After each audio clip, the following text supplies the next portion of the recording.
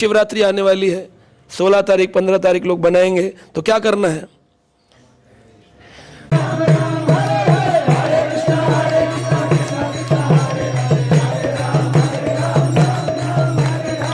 रुद्र भगवान शिव ने वर्णन किया है। कहते हैं भगवान शिव जब भगवान विष्णु को देखे तो यहाँ पर अपमान तो शिव जी का हुआ था दक्ष प्रजापति कुंड में, लेकिन विष्णु को जब देखे तो शिव जी ने क्या कामना करी है।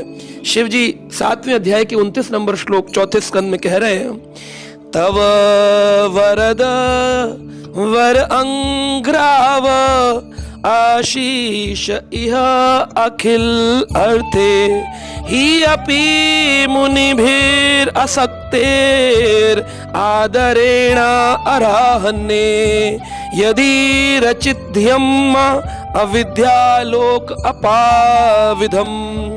तब वरद वर अंघ्राव, आप मुझे एक वर दीजिए। ये दक्ष का तो काम हो गया, अब शिव जी अपनी स्तुति भी कर डाले साथ साथ। होते ना क्या, लगे हाथों धो लिया जाए, है ना, हम भी अपना हाथ धो लेना, लगे हाथों अपना हो ही रहा है तो अपना भी कर ले, है ना, तो ऐसा होता है। तो इस प्रकार से उन्होंने कहा तब वरद, तब उन्होंने वर मांगा। शिव जी वर मांग रहे हैं, किससे? भगवान विष्णु से। अभी बोले भगवान ब्रह्मा विष्णु महेश तीनों एक होते, अगर होते तीनों एक तो वर क्यों मांग रहे हैं? तब वरद वर अंग्राव आशीष यह अखिल अर्थे, आप तो अखिल ब्रह्मांड को जानने वाले, अखिल अर्थों को जानने वाले, मुझे एक वर दे दीजिए जिनसे ही अपि मुनि भर आसक्तेर आदरेण, सारे मुनि सारे देवता जिनका आदर करते हैं, जिनसे आसक्त हैं, यदि रचित धियाम, कि मेरा जो बुद्धि है, धी यानी बुद्धि, मेरी जो बुद्धि है, यदि रचित ध्यान, जो रचित आप ही के द्वारा है बुद्धि, ये क्या हो जाए? माँ अविद्यम लोक अपाविद्यम, इसकी जो इग्नोरेंस है, इसके अंदर जो अविद्या है वो दूर हो जाए और इसकी रति आपके चरणों में परमानेंट हो जाए। ये शिव जी की विनती है, वर है, ये शिव जी की स्तुति है दक्ष प्रजापति यज्ञ में। तो साधारण बात नहीं है। आदमी बोले कहाँ प्रमाण है? प्रमाण ही प्रमाण है, प्रमाण ही प्रमाण है। आप ढूंढो तो, पढ़ो तो, बस बाहर के संसार में बोलते रहते हैं, बेचारे दुखी होते कर वो ऐसा बोल रहे, बस कोई कुछ भी बोले आपको नहीं सुनना।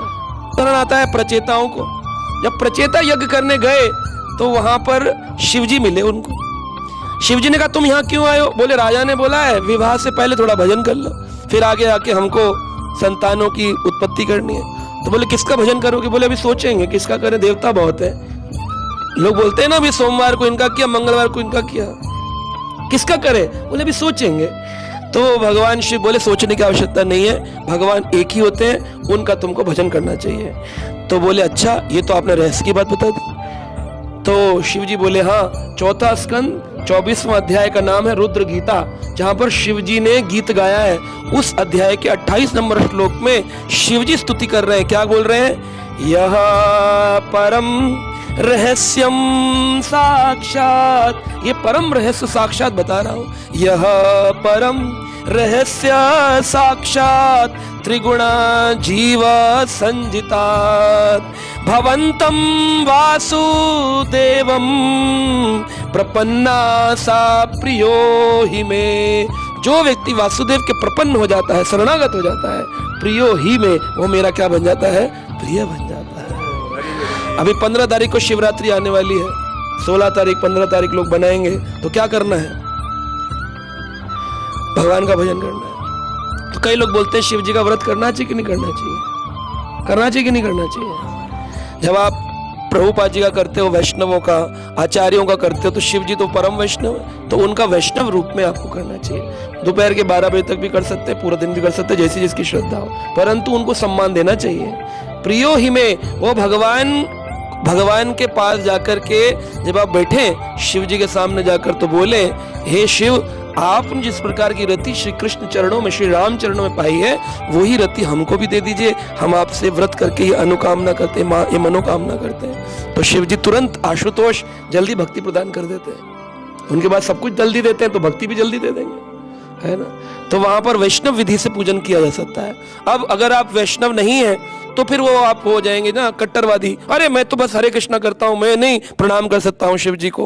वो कहते हैं शास्त्रों में, अनेक शास्त्रों में इसका वर्णन है कि अगर कोई व्यक्ति इस प्रकार बोलता है, उसी समय उसकी भक्ति नष्ट हो जाती है। क्योंकि ये भागवत का ही वर्णन है। निम्न गणाम यथाम गंगा देवानाम अच्युतो तथा वैष्णवनाम यथाम शंभु पुराणम इदम तथा, ये भागवत का ही प्रमाण है। तो भागवत जब प्रमाण दे रही है, फिर हम कैसे शिव को बोल सकते हैं? और रामचरितमानस में भी कहा गया, शिव द्रोही मम दास कहावा, शिव का द्रोही है। कहता रे शिव तो देवता है और मम दास कहावा, हम राम के दास हैं। तो कोटि कल्प नरकवास, उसको कोटि कल्पोत्तर नरकवास मिलता है। तो रावण की गलती ये नहीं थी कि वो शिव भक्त था, रावण की गलती थी कि वो शिव भक्त होने के साथ राम का द्रोही हो गया था। आप भक्त बनिए वैष्णव के या भगवान के, लेकिन द्रोही मत बनिए, विद्रोह मत करिए। तो आपको कृष्ण भक्ति राम भक्ति करते वक्त शिव जी का मंदिर मिले तो प्रणाम करना चाहिए, बोलना चाहिए वांछा कल्पतरुभ्य कृपा सिंधुभ्य एव च पतितानां पावनेभ्यो वैष्णवेभ्यो।